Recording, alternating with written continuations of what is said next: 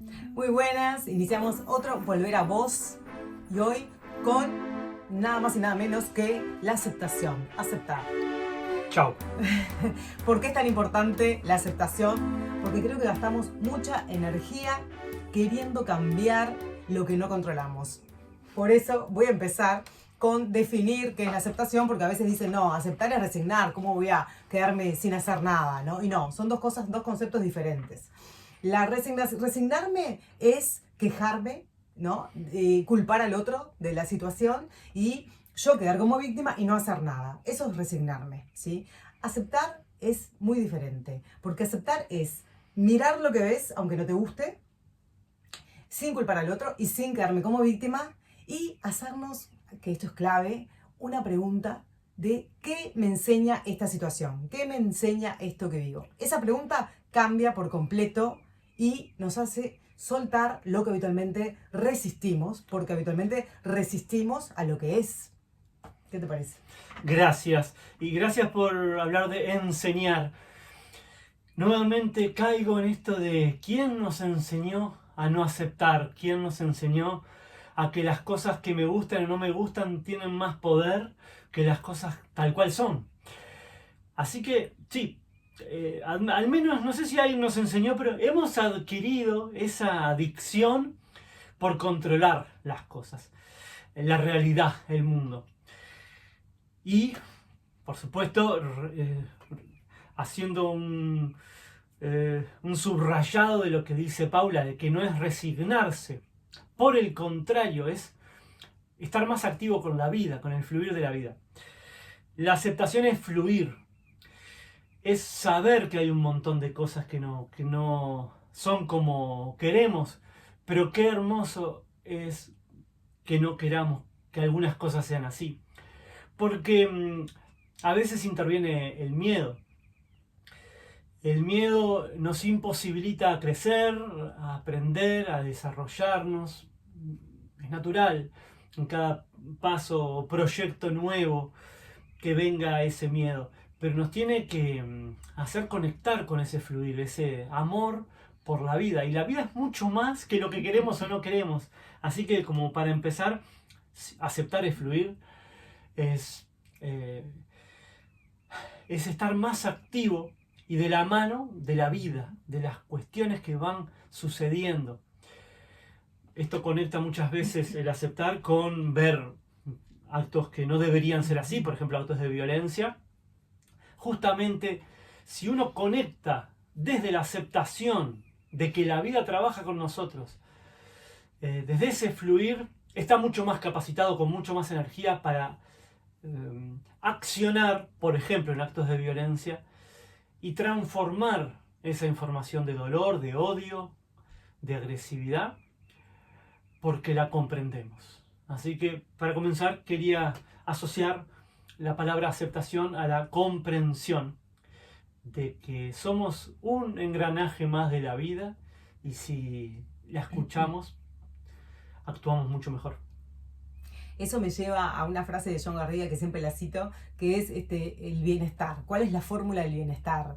Él dice que es decirle a la vida lo que queremos, de qué manera, accionando, ¿no? Haciendo para que suceda eso, pero sintonizar con lo que la vida quiere a pesar de que no sea lo que nosotros querramos. Esa es la fórmula de bienestar, y porque la aceptación, aceptar te da paz. Pero ustedes se preguntarán, bueno, pero ¿cómo hago para aceptar cuando tengo un conflicto? ¿Cómo hago para aceptar a la otra persona como es, si no me gusta? Entonces les voy a poner un ejemplo que me sucedió ayer, porque me encanta contar ejemplos de mi vida propia. En este caso le sucedió a mi sobrina, que ella estuvo 5 meses en una pasantía en Brasil, que estudia psicología, y volvió este mes por el receso y justo me contó algo que le sucedió. Entonces ahí vamos a poder aplicar una herramienta para aceptar, ¿sí? Que es la conciencia unidad. Entonces, ¿querés que te cuente? Por favor. Bueno, entonces ella estaba planificando un fin de semana con 2 amigas que se hizo allá y iban a ir un fin de semana a Porto Alegre, ¿sí? Entonces ella se empezó a organizar y veía que las amigas no hacían nada. Entonces estaban caminando un día y ella pregunta, ¿vamos a ir el fin de semana a Porto Alegre? Y las amigas dijeron, sí, claro. Y ella contesta, bueno, como no están haciendo nada ustedes, entonces hay que ponerse las pilas. Y tienen que hacer cosas porque la única que estoy haciendo cosas soy yo. Me cuenta que le sucedió eso y después de eso, bueno, bajaron, cada una se fue a dormir la siesta y luego de la siesta empezaron a moverse las tres por igual, ¿no? Entonces yo, charlando con mi sobrina, le digo, bueno, todo conflicto es una oportunidad para hacernos esa pregunta de qué me puede enseñar esta situación. Entonces, en este caso, charlando con mi sobrina, le dije, bueno, vos fíjate que vos estabas en la polaridad de hacer, organizar, ¿no? En cambio, veías a dos personas que no hacían, ¿tá? Entonces, ¿qué me muestra eso? Que yo enjuicio el no hacer. Entonces, una de las herramientas y de integrar lo que nos pasa es ir un poquito más hacia el medio, no quedarme en esa polaridad de que yo hago todo, sino, bueno, voy a tomar ese comportamiento de mis amigas del no hacer y voy un poquito más al equilibrio, al medio, entonces dejo algunas cosas que pensaba hacer para que la hagan ellas. Pero lo importante no es culpar a la afuera, sino qué me enseña esta situación. Entonces, en esa situación, ¿qué veía ella? Veía un comportamiento que juzgaba, que era el no hacer, ¿tá? ¿Por qué lo veía? Porque lo juzga en ella también. Por eso ella hace y hace y hace, ¿tá? Entonces tiene que integrar ese comportamiento y aplicarlo un poco en su vida para quedar en un equilibrio. Entonces eso es la conciencia de unidad, es una herramienta para aceptar y justamente no culpar al otro, no querer que el otro cambie y no quedarme en la resignación y así acepto, integro, hago una pausa, miro e integro ese comportamiento. Y hay que aceptar que tu sobrina tiene alma de líder, que podría ser presidenta. También, o de todo tiene... secretaria de la ONU. Bueno, y también aceptar algunas cuestiones que también tenemos, los que somos muy activos, como Paula, como la sobrina de Paula, como yo, que somos gente que queremos ir y arreglamos y gestionamos, pero después eso también, a la hora de pensar en grupo, también quienes somos muy proactivos, debemos aceptar que la velocidad que manejamos debe ser la velocidad del grupo. En este caso, se accionó de tal manera que el grupo logró una velocidad, una proactividad necesaria para sus objetivos, que era ir a Porto Alegre. Específicamente sobre aceptación también quería compartir sobre el duelo. Esto de no aceptar que alguien murió, por ejemplo.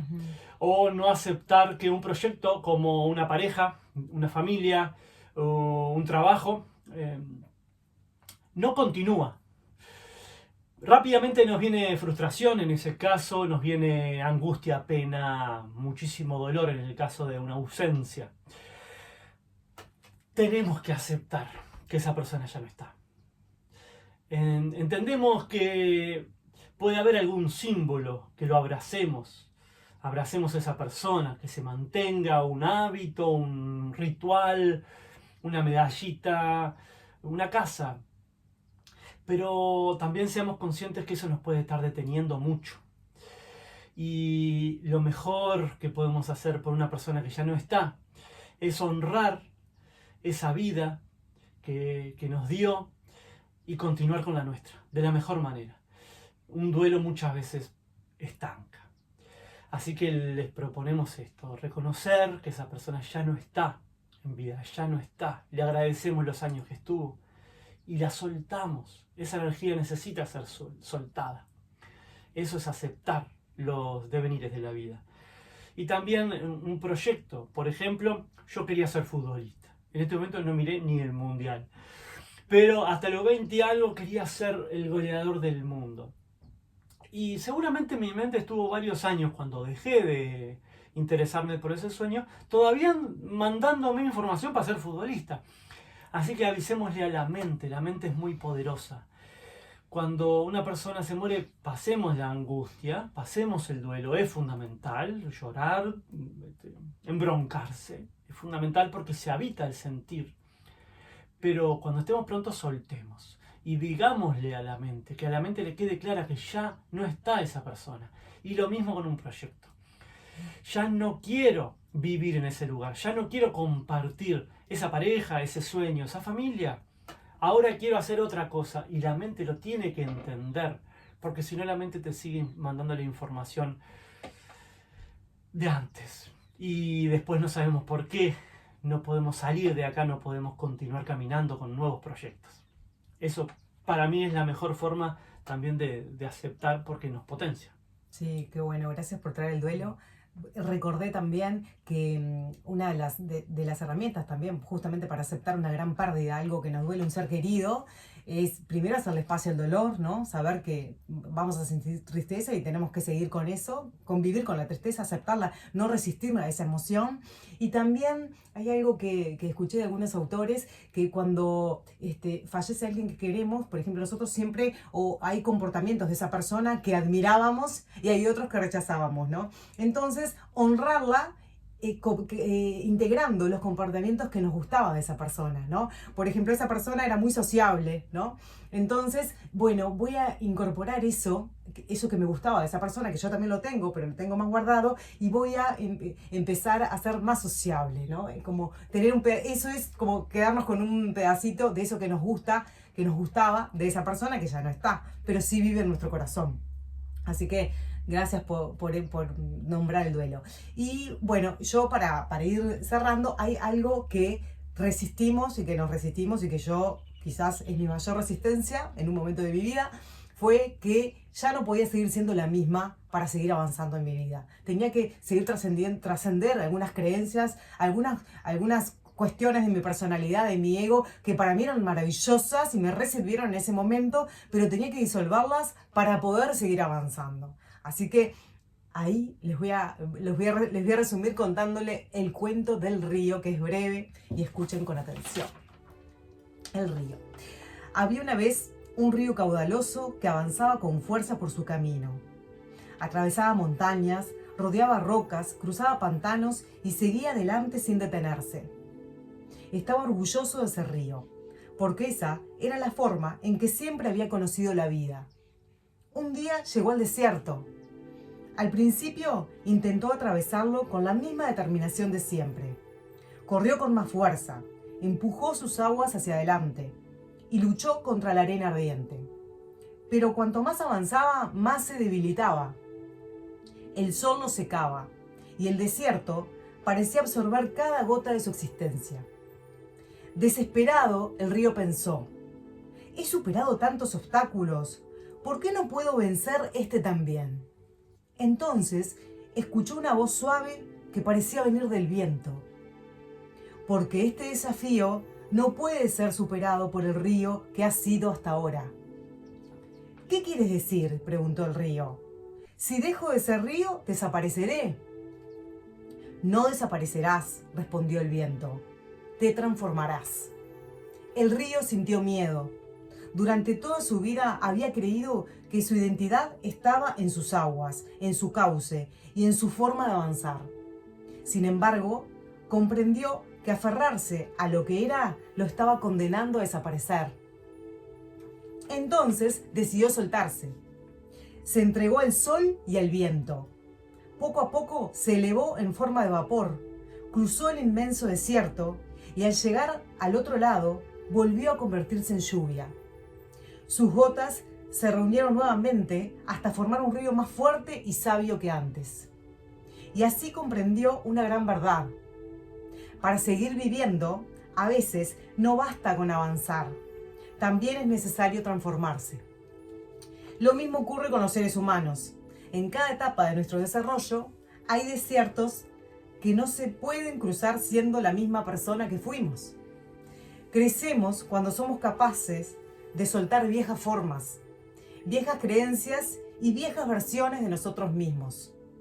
Solo entonces podemos transformarnos y continuar nuestro camino hacia nuevos horizontes. Así que los invito a hacer lo que hizo el río. Gracias, Pau. Y aceptar lo más maravilloso que es que estamos vivos, estamos vivas cada día, y es una enorme y hermosa oportunidad. Gracias. Gracias. Y nos vemos la próxima. Nos vemos. See you. Como dicen los franceses.